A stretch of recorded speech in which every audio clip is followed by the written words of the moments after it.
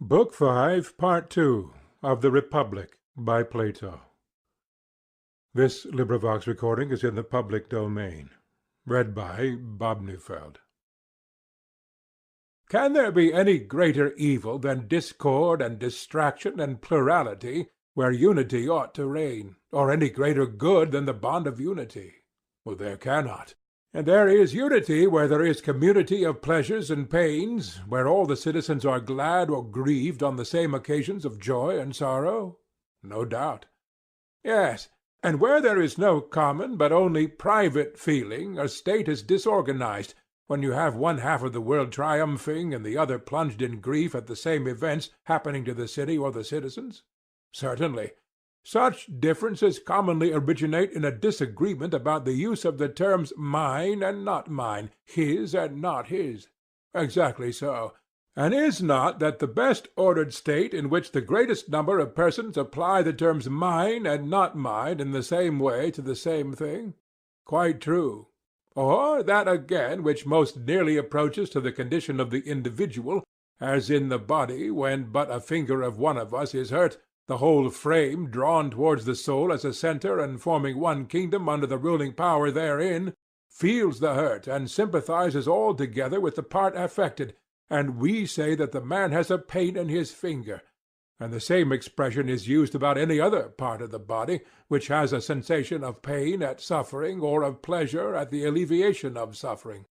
Very true, he replied, and I agree with you that in the best ordered state there is the nearest approach to this common feeling which you describe.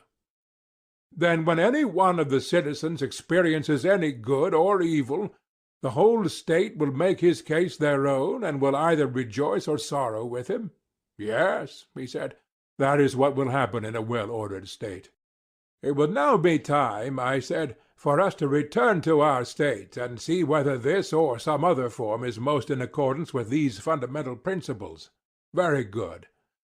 Our state, like every other, has rulers and subjects. True.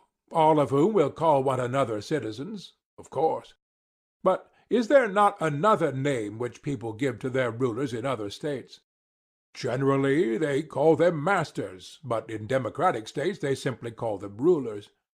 And in our state what other name besides that of citizens do the people give the rulers? They are called saviors and helpers, he replied. And what do the rulers call the people? Their maintainers and foster fathers. And what do they call them in other states? Slaves. And what do the rulers call one another in other states? Fellow rulers. And what in ours? Fellow guardians.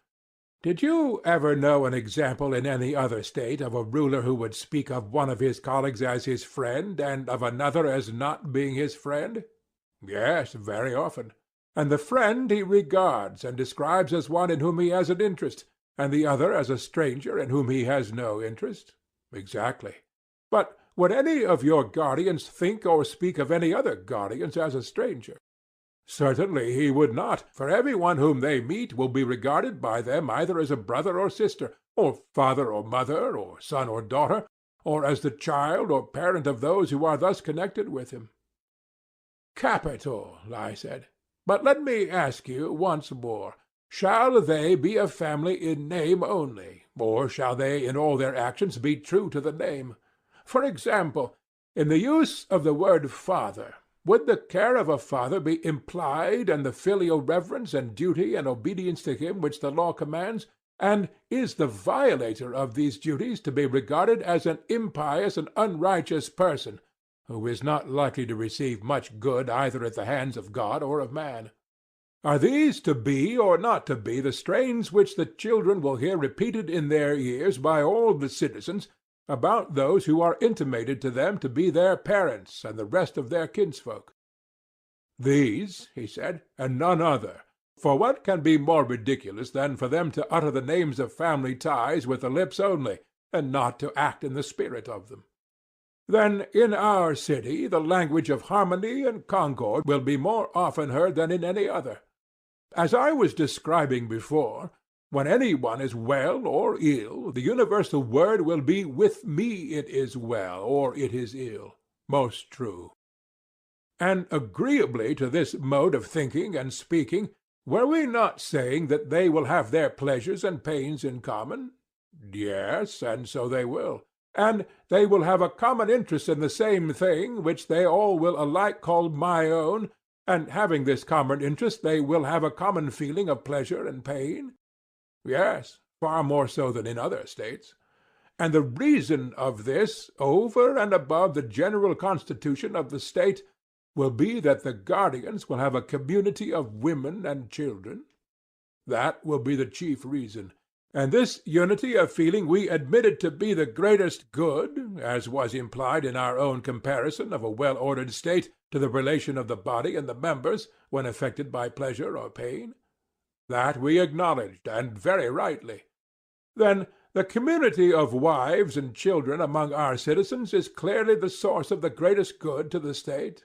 Certainly. And this agrees with the other principle which we were affirming, that the guardians were not to have houses or lands or any other property. Their pay was to be their food, which they were to receive from other citizens, and they were to have no private expenses, for we intended them to preserve their true character of guardians.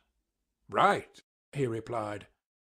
Both the community of property and the community of families, as I am saying, tend to make them more truly guardians. They will not tear the city in pieces by differing about mine and not mine, each man dragging any acquisition which he has made into a separate house of his own, where he has a separate wife and children and private pleasures and pains.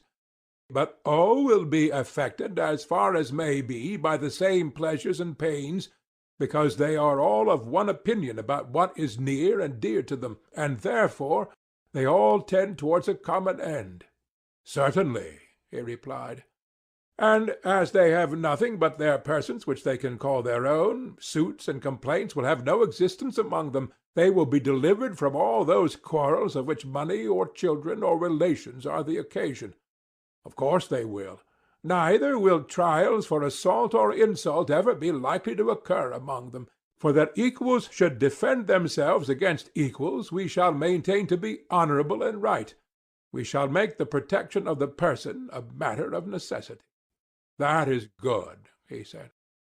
Yes, and there is a further good in the law. That is, that if a man has a quarrel with another, he will satisfy his resentment then and there, and not proceed to more dangerous lengths. Certainly. To the elder shall be assigned the duty of ruling and chastising the younger. Clearly. Nor can there be a doubt that the younger will not strike or do any other violence to an elder, unless the magistrates command him, nor will he slight him in any way.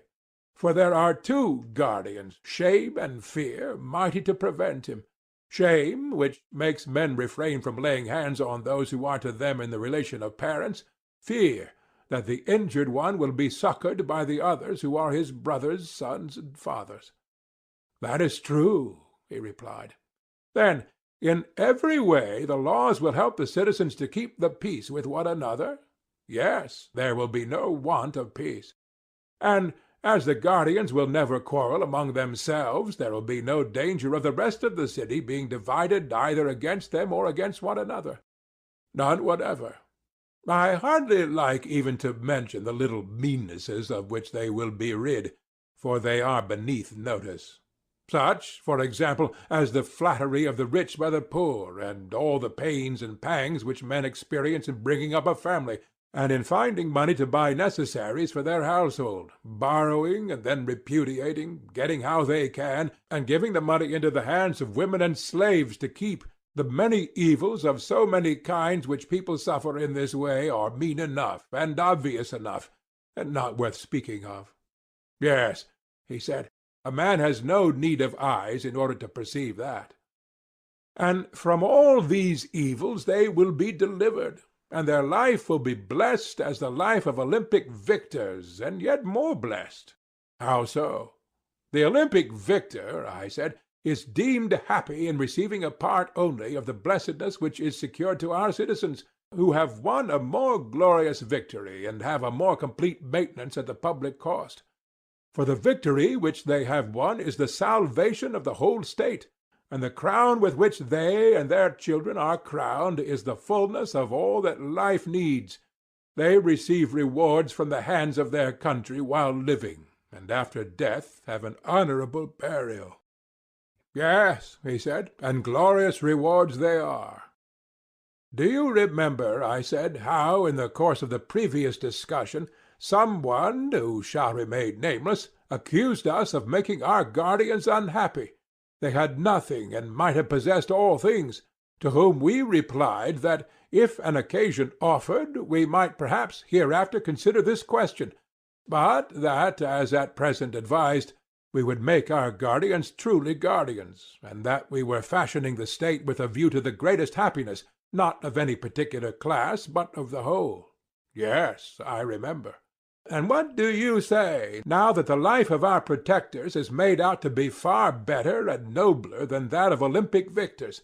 Is the life of shoemakers or any other artisans, or of husbandmen, to be compared with it? Certainly not.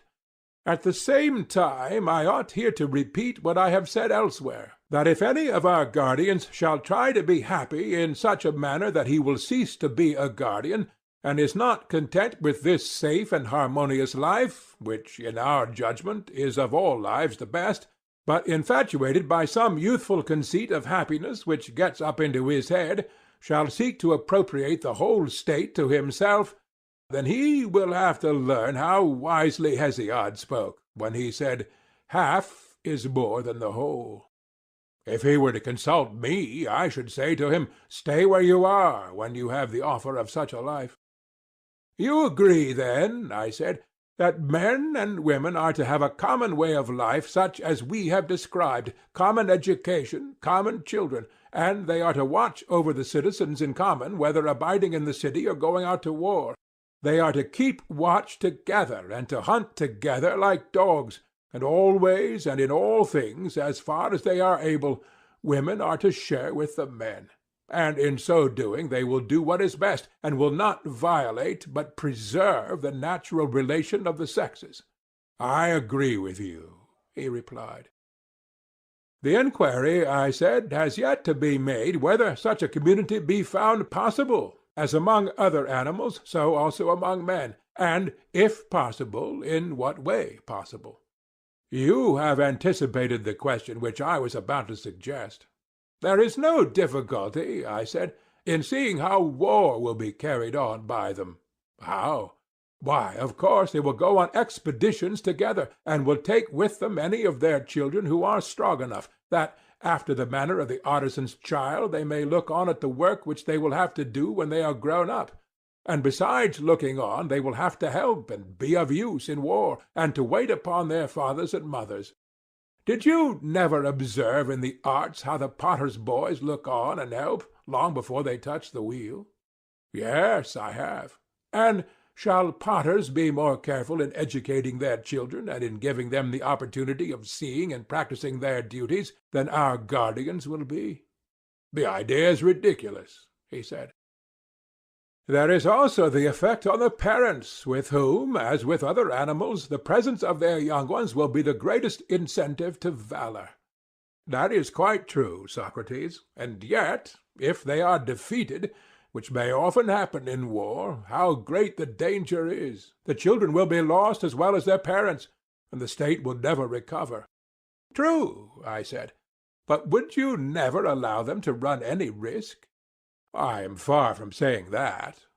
Well, but if they are ever to run a risk, should they not do so on some occasion when, if they escape disaster, they will be the better for it? Clearly. Whether the future soldiers do or do not see war in the days of their youth is a very important matter, for the sake of which some risk may fairly be incurred. Yes, very important. This, then, must be our first step, to make our children spectators of war, but we must also contrive that they shall be secured against danger. Then all will be well. True.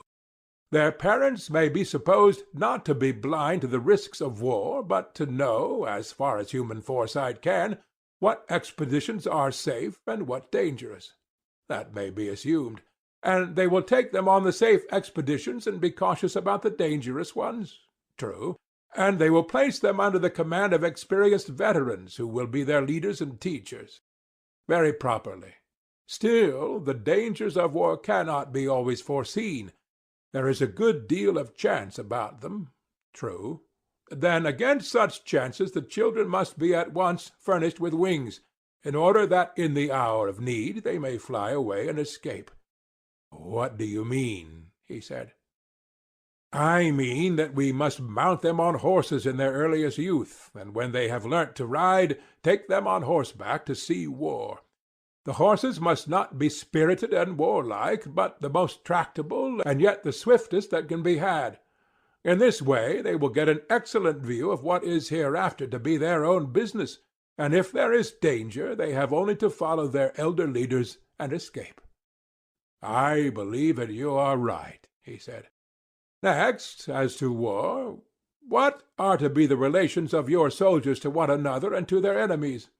I should be inclined to propose that the soldier who leaves his rank or throws away his arms, or is guilty of any other act of cowardice, should be degraded into the rank of a husbandman or artisan. What do you think? By all means, I should say. And he who allows himself to be taken prisoner may as well be made a present of to his enemies. He is their lawful prey, and let them do what they like with him. Certainly. But the hero who has distinguished himself, what shall be done to him? In the first place, he shall receive honor in the army from his youthful comrades. Every one of them in succession shall crown him. What do you say? I approve. And what do you say to his receiving the right hand of fellowship? To that, too, I agree. But you will hardly agree to my next proposal. What is your proposal? That he should kiss and be kissed by them. Most certainly, and I should be disposed to go further, and say, let no one whom he has a mind to kiss refuse to be kissed by him while the expedition lasts, so that if there be a lover in the army, whether his love be youth or maiden, he may be more eager to win the prize of valor. Capital, I said. That the brave man is to have more wives than others has been already determined, and he is to have first choices in such matters more than others, in order that he may have as many children as possible. Agreed.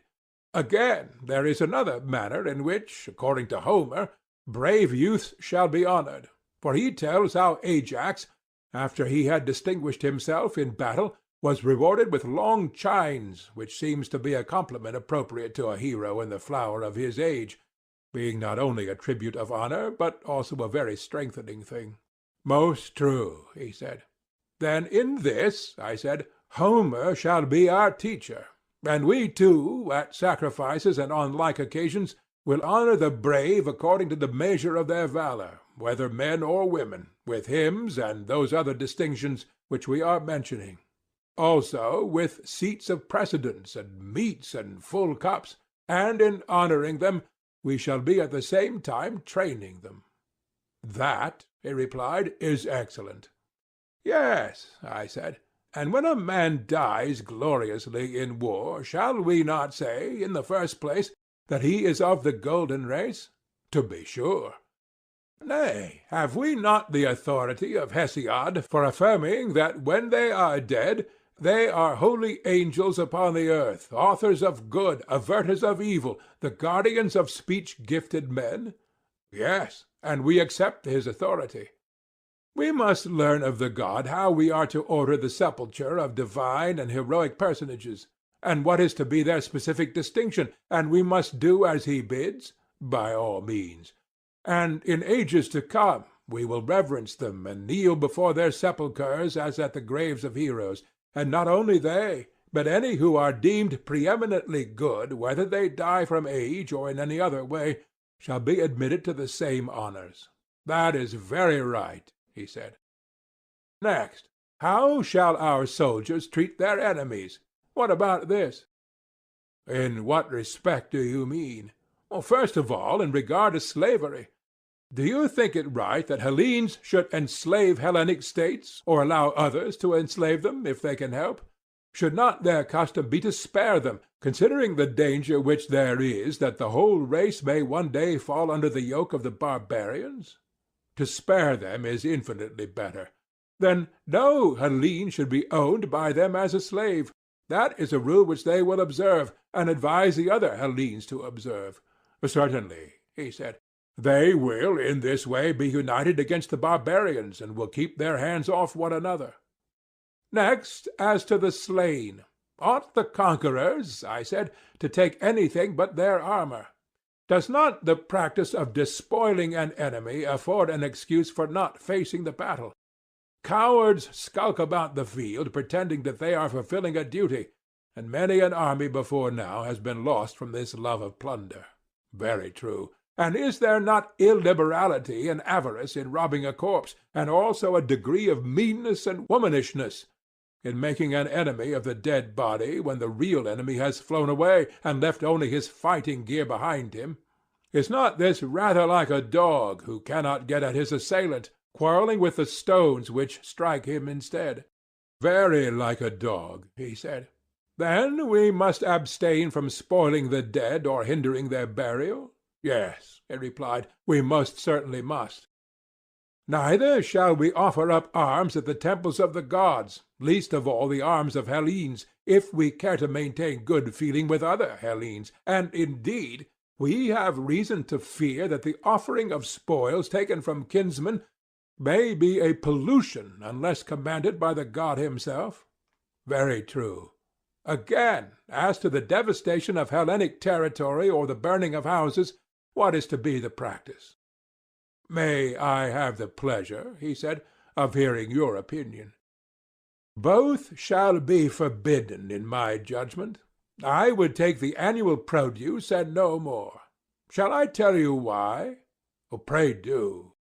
Why, you see, there is a difference in the names discord and war, and I imagine that there is also a difference in their natures. The one is expressive of what is internal and domestic, the other of what is external and foreign, and the first of the two is termed discord, and only the second war. That is a very proper distinction, he replied. And may I not observe with equal propriety that the Hellenic race is all united together by ties of blood and friendship, and alien and strange to the barbarians? Very good, he said. And therefore, when Hellenes fight with barbarians, and barbarians with Hellenes, they will be described by us as being at war when they fight, and by nature enemies, and this kind of antagonism should be called war. But when Hellenes fight with one another, we shall say that Hellas is then in a state of disorder and discord, they being by nature friends, and such enmity is to be called discord. I agree. Consider then, I said, when that which we have acknowledged to be discord occurs, and a city is divided, if both parties destroy the lands and burn the houses of one another, how wicked does the strife appear! No true lover of his country would bring himself to tear in pieces his own nurse and mother. There might be reason in the conqueror depriving the conquered of their harvest, but still they would have the idea of peace in their hearts, and would not mean to go on fighting forever. Yes, he said, that is a better temper than the other. And will not the city which you are founding be a Hellenic city? It ought to be, he replied. Then will not the citizens be good and civilized? Yes, very civilized. And will they not be lovers of Hellas, and think of Hellas as their own land, and share in the common temples? Most certainly. And any difference which arises among them will be regarded by them as discord, only a quarrel among friends, which is not to be called a war. Certainly not. Then they will quarrel as those who intend some day to be reconciled? Certainly. They will use friendly correction, but will not enslave or destroy their opponents. They will be correctors, not enemies. Just so.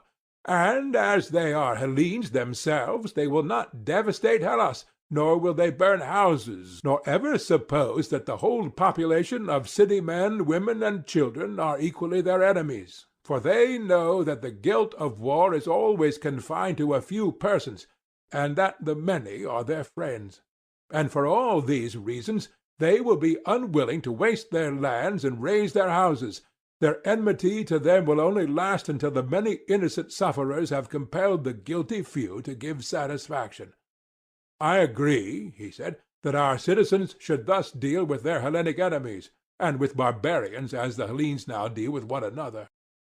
Then let us enact this law also for our guardians, that they are neither to devastate the lands of Hellenes nor to burn their houses. Agreed. And we may agree also in thinking that these, like all our previous enactments, are very good. End of Book 5, Part 2.